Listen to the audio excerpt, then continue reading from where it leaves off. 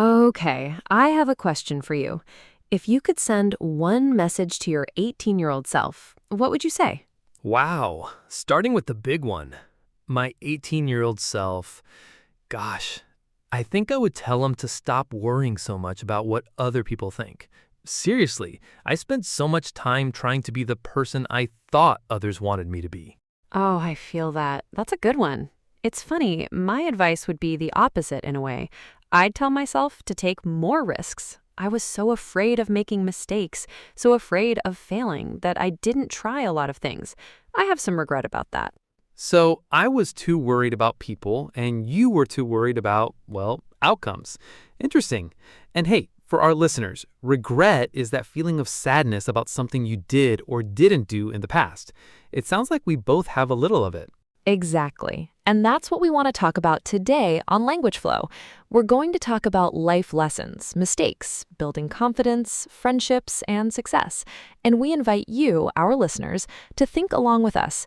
What advice would you give your younger self? Let's start with something we all go through: school and education. When you were 18, did you feel a lot of pressure to have your whole future planned out?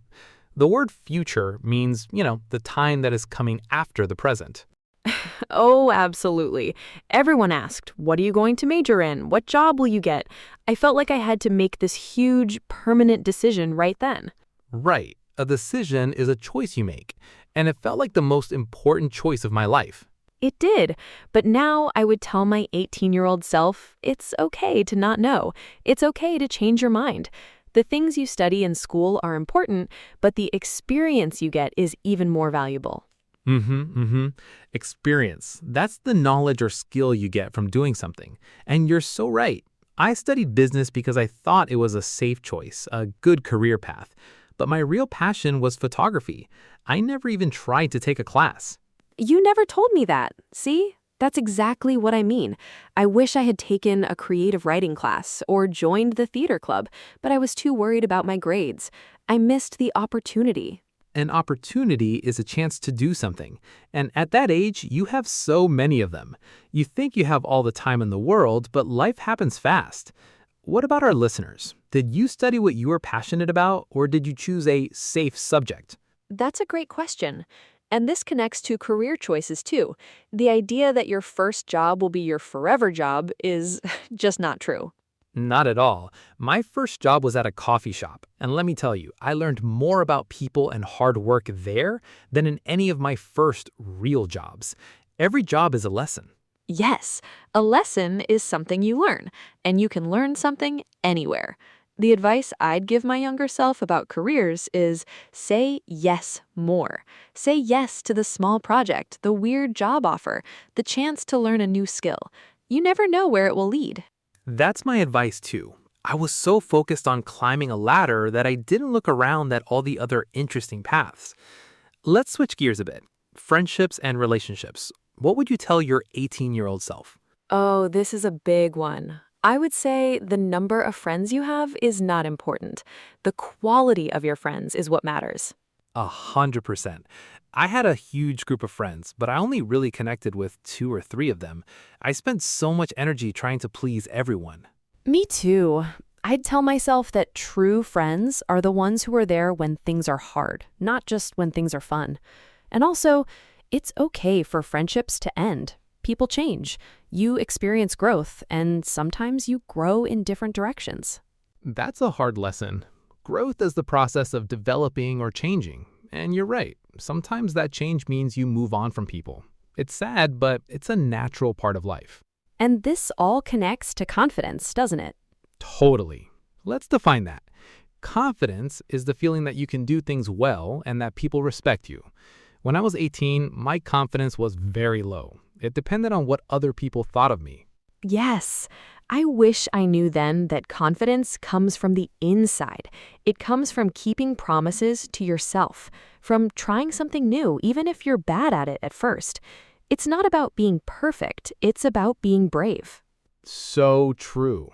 I would tell my younger self, stop comparing yourself to others. Everyone has their own path. Your journey is your own. Focus on being a little better today than you were yesterday.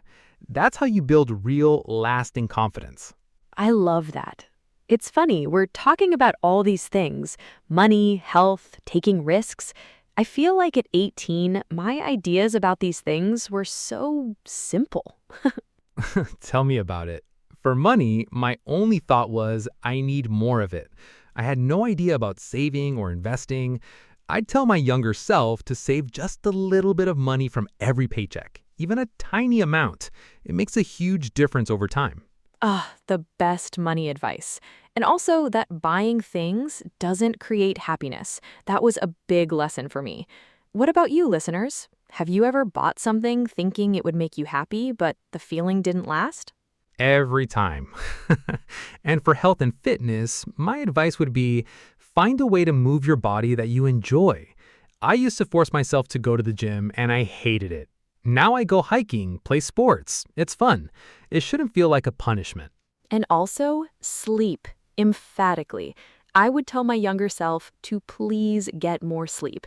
It seemed cool to stay up all night, but it affects everything: your mood, your focus, everything. Right? Sleep is a superpower.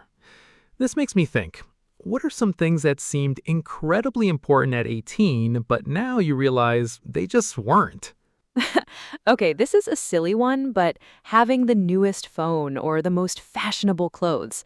I spent so much energy on that. Now I couldn't care less. Yeah, that makes sense.